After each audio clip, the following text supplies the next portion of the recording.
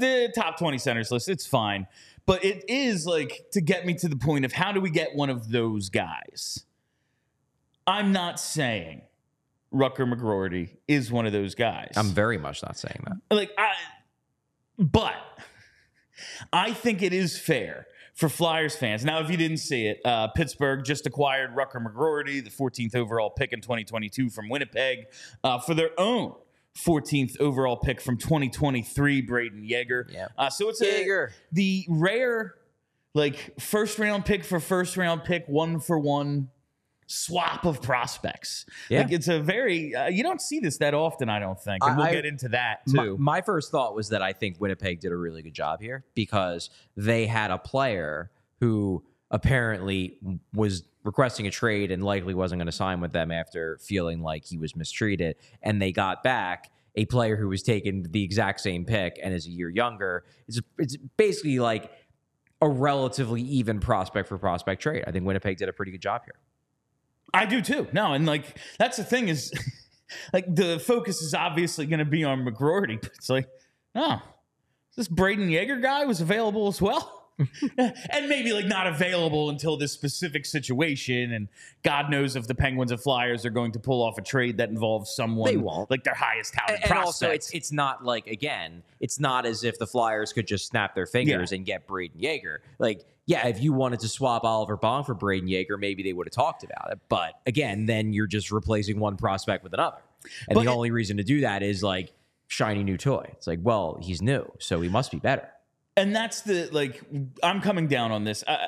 I want the Flyers to get everything that becomes available because they're not going to, obviously. They haven't. But I want them to be in on these situations, like for Askarov, like for Rutger McGroarty. Those situations, the RFA convo we're going to have later with the guys who are still unsigned. I'm not even saying this was the move the Flyers had to make, and by not making it, they dropped the ball.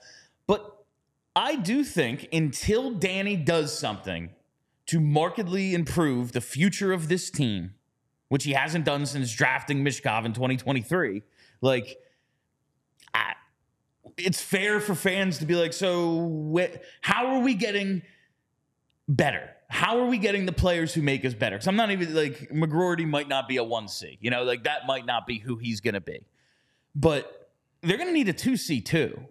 Maybe that's Jet Luchenko. Who knows? Maybe it's Morgan Frost. Maybe it is Morgan Frost if the coach stops hating him. We'll see. It's just if you can make what you have better and don't, until you do, the fans are right to ask, hey, when are we going to get these guys? How are we going to get these guys? These are the ones that have been available thus far. We haven't acquired them.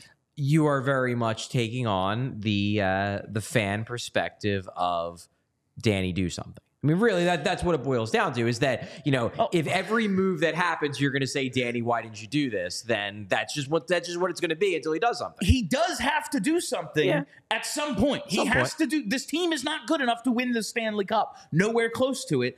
At some point, he has to do something to move in that direction. Until he does, fairly or unfairly, it's okay for fans to be so when are we doing something? Because I want to watch a better team than I've been watching. I guess I don't disagree with that concept in theory. I wrote a column at the end of the offseason making that very point. I guess I just don't think we have to look at every single move that happens in the NHL. This is the same thing that happened in the Hextall tenure. The same thing that happened in the Hextall tenure where every single time a move was made, there was an uproar on Twitter of, why didn't Hexy do that? Why didn't Hexy do that? Why didn't Hexy do that? And it's there's individual reasons for every move why he didn't do it. There's individual reasons for every move as to why Briere hasn't done it. This one, there's a very obvious reason. I don't know if you want to get into it now or if you want to wait. And that's the other side of this. And that's why I'm saying, this isn't... And again, I don't believe... Yes, Rutger McGroarty is the, shiny toy.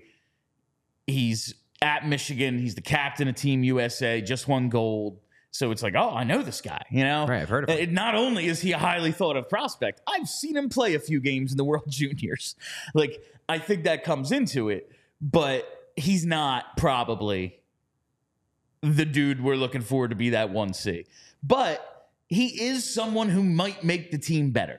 And while you might bring up the Ron Hextall, yes, it may have gotten ridiculous. Ultimately, Ron Hextall failed miserably. Fair. So if we're going to, this happened then, yeah, and the fans were right. Because Ron never did shit and got fired for it. So if he wanted to keep his job, he probably should have done something.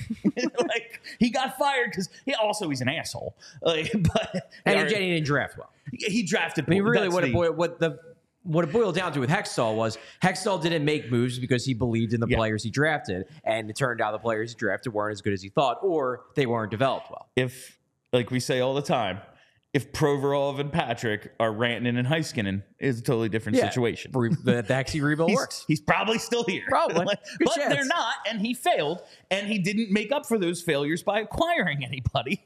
And that's the problem. I don't want to wring my hands we got to just make everything about the Flyers. Yes, I want the Flyers to be the best team in the league. Well, we also do have a daily Flyers show. It's a daily Flyers show. But I want the Flyers to be the best team in the league. Getting better players than what they currently have is how you do that. He hasn't done that yet. Okay, well, let me make a clear statement here about the big reason why I do not think. And that gets to this part. There are a lot of reasons why you can say why the Flyers didn't do this move. Number one, it's not like Pittsburgh got Rutger McGroarty for nothing. Pittsburgh gave up a quality prospect. And the Flyers are depending upon their quality prospects to pull them out of this. Probably the equivalent of this trade for the Flyers would have been Oliver Bonk. Now, that's great. They would have gotten Rutger McGroarty. They would have no longer had Oliver Bonk. It's not as if they got Rutger McGroarty for a 5th-round pick and it's found money. They had to swap a prospect of similar value. Then it just comes down to, okay, well, which one turns out to be better? Who do you like better? What do you need more? Exactly. But it's not as if the Flyers, had they been in on this and had they made a similar offer, it's not like they would have gotten this guy as found money. This would have required them to give up a piece that they view as likely to be part of the future. That's number one. But the big thing, and this is just the reason why I suspect the Flyers were not heavily involved in this, Rutger McGroarty is Cutter Gautier's best friend. They're not just Team USA teammates. They're buds. They're pals. Yeah, they are legitimate buddies. Yeah. And after Rutger McGroarty's friend straight up said, I hate you, I'm not going to join your organization. In fact, I'm never going to talk to anyone employed by your organization I'm ghosting ever you again. You took me 5th overall and I'm ghosting you. Sorry. I bet you he said some things to his friend that I don't like them. And here's why. I would guess that the Flyers did not think that it was likely. And I would hope at the very least the Flyers checked in. They gave Rutger McGroarty's agent a call and asked, hey, would the Flyers be a team Rutger McGroarty would be interested in signing with if we were to get it on the bidding? I think it is highly likely that Rutger McGroarty's agent kindly told them to go fuck themselves. Yeah, no, very respectfully, but these guys, the college players, do have this leverage of I'm just staying in college and you're going to lose me for nothing. So you better trade me. But any team that acquires me, like Adam Fox years ago, you better be confident you can sign me. Because I'm only going to end up where I want to end up. Adam Fox only wanted to end up in one place. He ended up in one place. It worked out real well for him. Yeah, it worked out really. He's one of the best defensemen in hockey, and he's exactly where he wants to be. Exactly. Congratulations, kid. It worked. Good job, Adam. Yeah, you made it work for you. But if he's just go ahead and trade for me, but guess what? You're then going to get pennies on the dollar for me when it turns out I ain't signing there either. Yeah. That's the other end of this. He's pulling. I told you this right before we went live.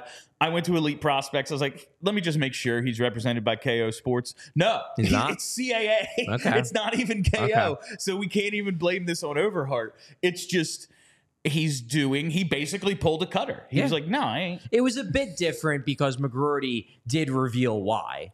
That his reason was he thinks he should be in the NHL right now. Winnipeg is not sure because I guess they think that they have enough talent up front that they don't need him, which is kind of insane because you're a first round exit team. They're what a are you actually doing? Franchise. They're a weird franchise, man. They're so weird. It's side conversation here. They're a team. It's so hard for them to acquire and keep talent because who the fuck wants to live in Winnipeg? I don't. People just take that however you want. I don't. Like Briz, they don't have parks and everything. But the fact is, very few players care to stay there. You're not wrong. If I was running that team, if I'm Shevladeyov, I'm like, yeah, whatever you want, man. You have to cater. And I get, like, you can't bend over backwards for everyone. You can't cave in every situation. But here's a player who, if he signs his ELC, can't leave for years. You have some time to wear him down, maybe get him to sign a long-term contract. Like, yeah, we're just going to fuck with you. That doesn't seem like the best. Like, the way I was saying, just do whatever Kolosov wants, and then maybe, the Flyers will attract other talent because people are going to want to play here at some point. Sure. It's been an issue for Winnipeg. Yeah. Yeah. You would think that when you are a team that struggles to attract and keep guys, that you're not going to do an own goal like it seems as if they did with the Rutger McGroarty situation. That said, I think they did a good job getting Brayden Yager, who's a quality prospect. So it's not like they got killed in this deal. They got another prospect who's, I would say in the consensus is lower ranked than McGroarty, but I don't think it is anywhere close to out of the realm possibility that Yager ends up being a better NHL player than McGroarty. I don't. I think that Yager is a quality prospect who is in that same range. Like, one of the reasons why I'm not going crazy about this McGroarty thing is I don't view Rutger McGroarty as a future star. I think he's going to be good. He's going to be a solid player. I think he could be a real good second liner. And as you said, Flyers could use real good second liners. That would help. But I don't look at him and see a guy who's going to be, one of your 2 or 3 best players on a cup contender. Would general manager Charlie O'Connor trade Oliver Bonk for Rutger McGroarty? It's an interesting question. I don't know. I've seen the guy play a couple of games. If I knew that Rutger McGroarty would sign with me, in the world where it's cool, I might do it. But that's primarily because while I like Oliver Bonk, I am not as high on Oliver Bonk as I think the Flyers are. Okay. I think Oliver Bonk is going to be a perfectly solid second pair defenseman. They think he can be a first pair guy. They are that high on him. I'm not. I see him as a good second pair guy still. I'm more bullish on the upside than I was when he was drafted because he showed more puck skills, particularly on the power play. He's developed the rest of his game. His defense is better. His passing is a bit better. There are elements of his game that he's improved. But I have said in mailbags that if you want like my hot take of like players in the organization, it's that I think there is a strong case to be made that this would be a good time to sell high on Oliver Bonk. Interesting.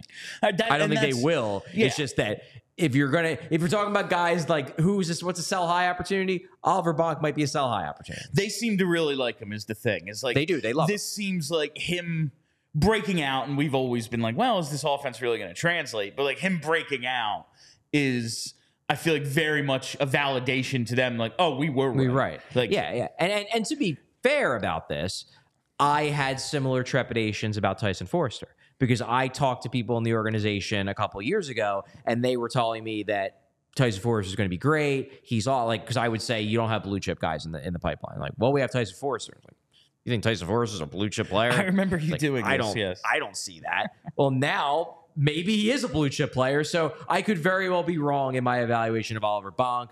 I have reevaluated and pushed up my evaluation of Tyson Foerster's potential ceiling. Maybe after I see Oliver Bonk's rookie year in the NHL, I'll push up my expectation of his potential ceiling. It's certainly possible.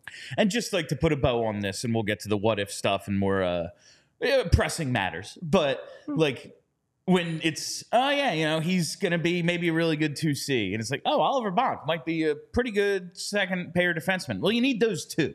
Like, as much as I think they need centers, I'm not sold on this defense all that much. I like some of the guys, and I think some guys have upside, and we'll see a lot this season.